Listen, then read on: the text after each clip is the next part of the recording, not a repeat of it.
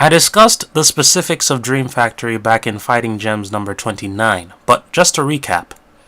DreamFactory was founded and headed in 1995 by Saiichi Ishii, a game designer who had already worked on the first entries of the Tekken and Virtua Fighter series up to that point. And the staff was made up of a lot of people who worked in those same genres, and in some cases those same games, in one way or another. The company itself had a good working relationship with Square Enix for about 4 years. Together, they developed the Tobal series in 96 and 97, Ehrgeiz, God Bless the Ring in 98, and The Bouncer in 2000, with that last game acting as a sort of launch title for the PS2. Individual members of the staff would also go on to work on other games with other developers. After that, they worked much more sporadically. They did some straightforward modeling work throughout the 2000s for some animated television shows and OVAs. They also worked on the UFC franchise, and developed UFC Tap Out for the Xbox, and its sequel, Tap Out 2, which both had lukewarm receptions from MMA fans and newcomers alike. See, as it turns out, Anchor had made a bit of a splash with their work on the Dreamcast port of the original UFC game. So much so that when Pride, another MMA production, decided to sell off their video game rights to THQ, THQ sought out Anchor to make their first Pride game.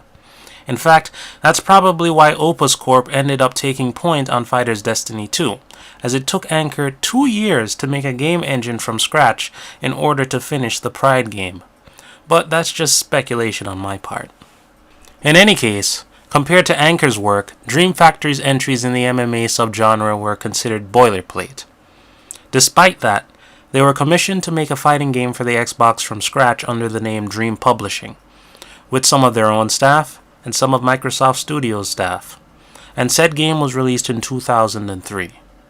The game was named Kakuto Chojin, Back Alley Brutal, and it was supposed to showcase the Xbox's graphical capabilities and 4-player options. But due to a dual controversy in the US and Saudi Arabia, and serious publisher mismanagement, that ended badly for them. The company went back to being DreamFactory after that, and soon made an action RPG, The Chronicles of Yoshitsune, around 2005. They were also set up to make an arcade fighter named Kenju, but that was cancelled, most likely due to disinterest. After that, they made a few brawlers based on 2 Fighting Beauty franchises, the infamous Fighting Beauty Wulong and Ikitosen Shining Dragon, which is equally infamous but kind of expected seeing as how it's related to the Ikitosen series, as well as a 2D fighter based on the Tough series. And most recently, they made a game called War Tournament Toshinden that was released for the Wii in 2009. It's tangentially related to Battle Arena Toshinden, but the game shifts things around in order to do whatever it wants. So it's more like honestly, I don't know what to call it. Since DreamFactory was a loose-knit company, it'd be hard to say that they had a style, per se. Especially after 2000, when they stopped working under Square Enix's supervision. However, one constant throughout the company's history has been its animation chops. Animation is what they make their living off of, it's their trade, it's why they get hired to do what they do, first and foremost. Grappling especially. If Opus has the best grapples I've ever seen, DreamFactory is a close second.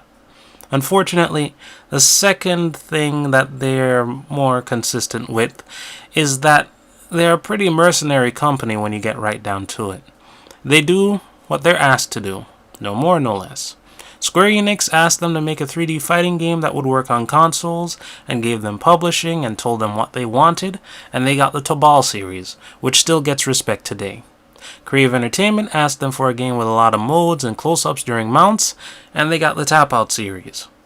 Sammy asked them for a 2D fighter with 3D models for their new Atomis Wave board, and, well, Sammy did what it does best, bail. Nowadays, DreamFactory has been working on their own 3D animation engine called Live Animation. They've been licensing it out to a few indie developers here and there, and they seem content to work with that for the moment.